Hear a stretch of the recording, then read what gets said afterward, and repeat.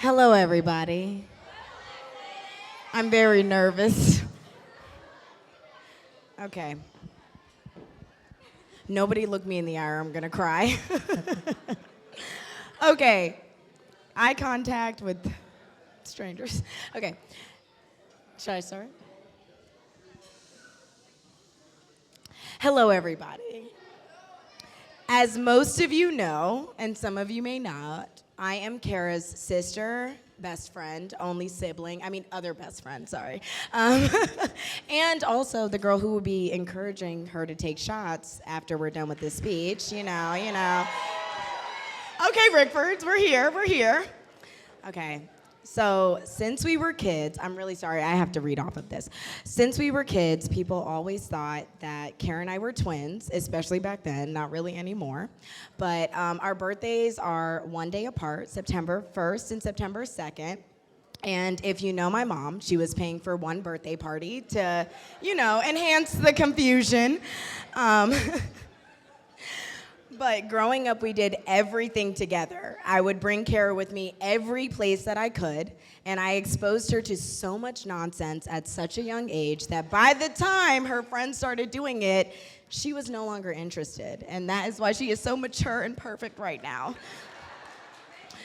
That being said, Kara has also shaped me into the woman I am today. As much as she is my baby sister, she is also someone I look up to. I literally can't look at you right now.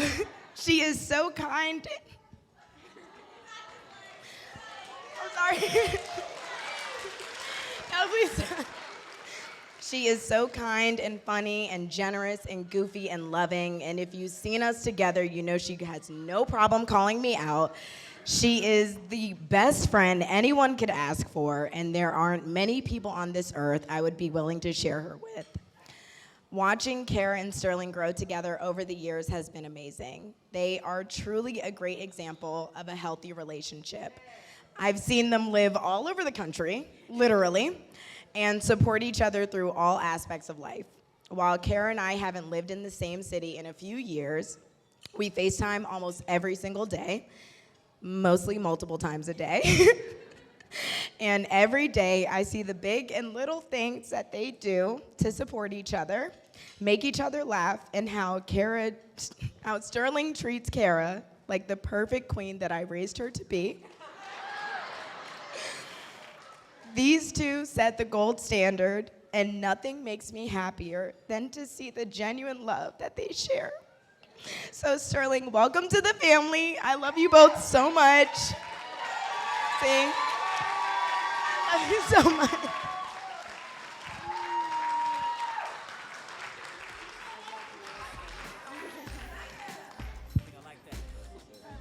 And now the ladies say, welcome to the champagne life. I kept it short, see? Clap it up for. And if you want to meet us for a shot once all of this is done, we'll be at the bar. Straight to the bar. Up next, we will hear words from the best man, Mr. Andrew Fowler. Mr. Andrew Fowler, ladies and gentlemen. Set this right here. Oh man. I don't think y'all understand how truly happy and excited and honored I am to be up here speaking with y'all today. If you don't know me, my name is Andrew Fowler. I am one of Sterling's fraternity's LBs, or line brother. I'm also the best man, which means I'm his favorite line brother. Yeah. The day Sterling asked me to be the best man, in my head, it was never, like a guarantee. I don't really assume anything. But he pulled up to my house and, he handed me this box. And there was a note that said, I'll be honored if you accept my request to be the best man at my wedding. Time to suit up. And when I tell y'all, I haven't had like an emotional surprise like that in I don't know how long. Because it's one thing to be asked to be the best man, but to be the best man for Sterling and Kara's wedding is a whole different level. So as soon as you left, I started practicing this speech that night. I hit up my friends like, yo, Sterling just asked me to be the best man. And they were congratulating me like I was the one getting married. And if you know me, you know that, I'm a very happy person, smiling all the time. But during that time, I was going through some things like family health issues and everything. And I want to tell you that moment truly brought my spirits up to a whole different level of joy and happiness. I don't think Sterling noticed it, but I did get emotional. I had to bring that tear back in. And it's truly been an honor, and I've been so grateful to see their love in different stages of life and truly evolve. Some of y'all may know college campuses are not the best environments for relationships. And Syracuse was terrible. Add on top of the fact that he was in a whole fraternity and he's light-skinned. Statistically speaking, we are not supposed to be here today. But honestly, there's always that one exception. There's always that one shining light, and that truly was Sterling and Kara on campus. They were truly campus couple goals. There was no question that this day would not come. Everybody knew this day was coming. And my junior year, his senior year, we both lived in the fraternity house, the Alpha Crib. Well, Sterling lived there because he was never there. This man pretty much paid for rent for a storage unit because he was at Kara's apartment every single night. Legit every single night. But looking back, and my bros could attest to this, it never felt like he was away. It never felt like he was distant from us. It felt like that's where he belongs. That's where he's supposed to be, right? And I remember there was this one time, Kara, you must have been at some medical school conference. You were gone for the weekend. And knowing me, I'm like, Sterling, we're going out. It's lit. And Sterling never goes out. So I remember we're driving to the party, like we're on our way to go out. And just out of nowhere, he's just like, I miss my girl, man. And I'm like, yo, shut up. Like, she's been gone for 2 days. Like, she's coming back tomorrow. I'm thinking he's just being a simp, right? But looking back, that's me not really knowing and comprehending the love that they truly had at that time, in that moment. And, fast forward just a little bit. It's 2019, and Sterling and Kara, y'all living in Houston. And Sterling has a pop-up shop for his clothing brand. And I go out there to support and everything. And the coolest, I'm staying at their apartment the night before. And the coolest thing that they had was this big, giant paper mache teddy bear. Like, it's a very decorative piece. It was real cool. I never seen anything like it. And I asked Sterling, I'm like, yo, how'd you even think of this? Like, this is really creative. Of course it was Kara's idea, right? And the coolest thing about that night, I remember, like, mind you, the event was the next day. I get there the night before. And they're organizing things, they're getting everything ready, right? And I remember just taking a step back and seeing how they truly worked as a team, right? I just thought, like, yo, this is so cool. Like, this is how it's supposed to be, right?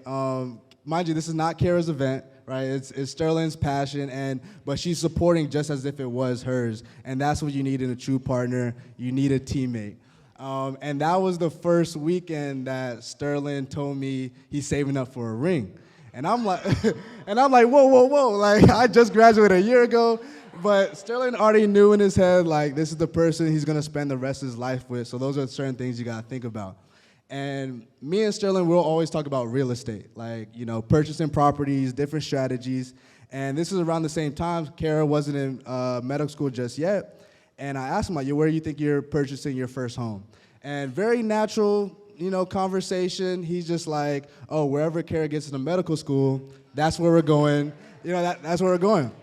I know how I am. I ain't moving for nobody, let alone Connecticut, but you need that person in your life that you're willing to sacrifice for, that you're willing to, which Sterling did, quit his job, find a whole new job, pack up, and move to upstate New York, and now they own a home together in Connecticut, which is amazing. So to Kara, first off, shout out to Kara for planning this beautiful wedding, whole time being in medical school, please.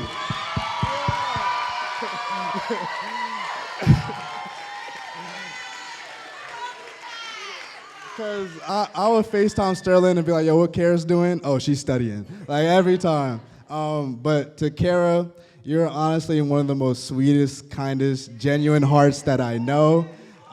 It's always love when I see you. You were one of the first people that I thought of. When our sister needed advice for medical school, there was nobody greater for her to talk to than you, and I appreciate you so much for having that conversation with her.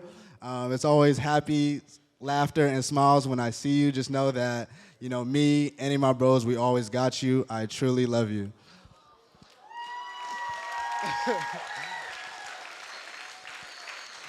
To Sterling, my brother, in all seriousness, man, I don't tell you this enough, but I'm so proud of you, bro. It's truly admirable how I see you honor, love, and respect Kara in any room that you're in.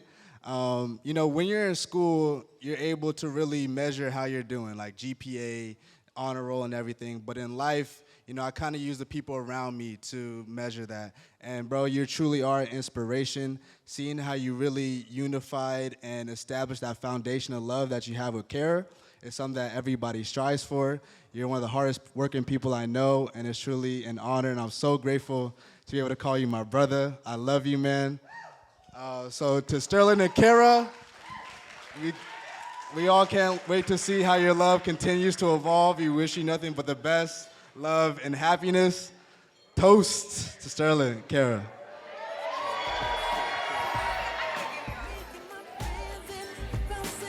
Clap it up for Mr. Andrew Fowler. Mr. Andrew Fowler.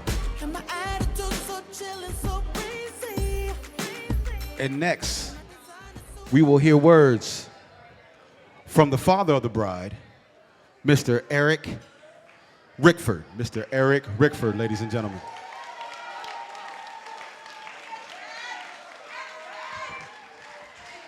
Okay. So let me see if I remember my speech now, right? So I want to first welcome everyone that came from all over the country and Canada and everywhere else. So, okay. You got the accent? I'm getting you. So, okay, I just want to welcome everyone from all across the country. And for me, the merging of cultures is so beautiful. You know, we, of course, Guyana first, right? And then we got a little bit of Haitian and Texan. And guess what? Now we have all American. And I love this. It's so beautiful. I want to first talk about Kara, right? So I'm going to repeat something Kara told me, which I said when she graduated.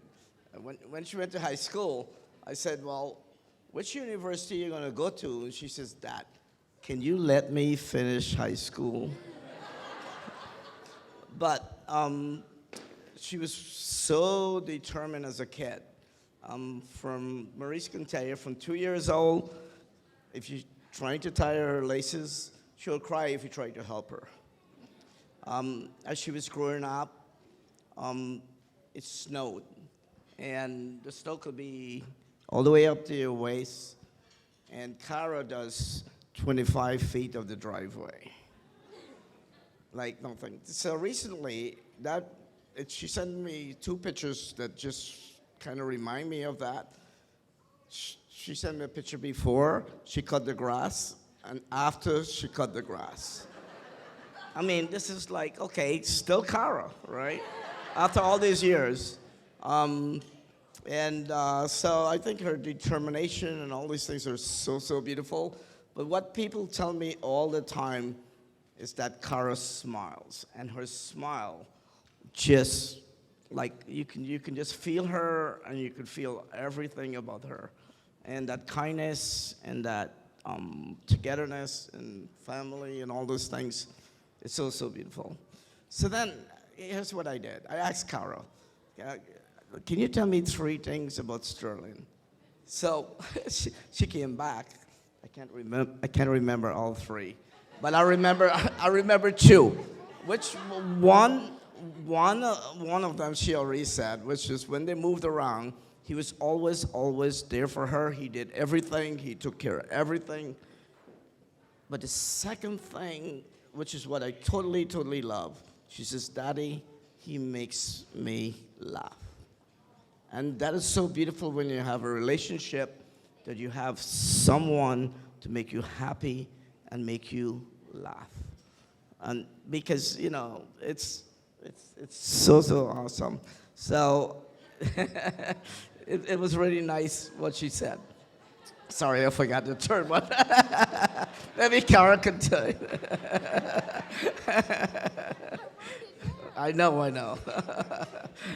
She sends me emails and I'm like, okay, can you send me another email about the email before?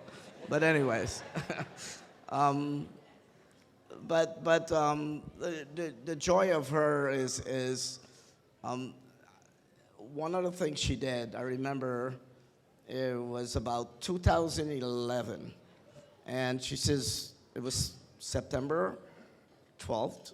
2011, she says, Daddy, I'm going to send you a letter in 1 year. And in 2012, actually on the 13th, it came one day after, a letter was there. So when Kara says something, she delivers. And I just totally love this about you. Like, her commitment, her dedication, and she remembers. And she literally mailed that letter a year later, and I got it. And a lot of things she says in the letter, actually, although she was trying to tell me I'm a good dad and all the stuff, this is what she is. So she's really beautiful. And and then just one more thing. I thought she made a beautiful choice tonight. So awesome. Did you hear my last word? So awesome. I love you both, and I love you, my daughter.